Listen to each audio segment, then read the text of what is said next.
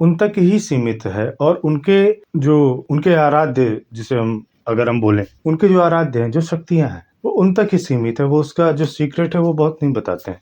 कभी-कभार कुछ अंदरूनी लोग आकर के बताते हैं, एक्सपोज़ करते हैं चीज़ें, बट वो मारे भी जाते हैं। पर अगर हम ये सोचें कि सीक्रेट सोसाइटी में या एक खास किस्म की सीक्रेट सोसाइटी है, या मान लो कि सीक्रेट सोसाइटी ए है, फिर बी है, फिर सी है, हम माने कि नहीं, इसमें जो सोर्स एनर्जी है वो देवी महाकाली से आ रही है, इसमें जो सोर्स एनर्जी है वो देवी कामाख्या से आ रही है।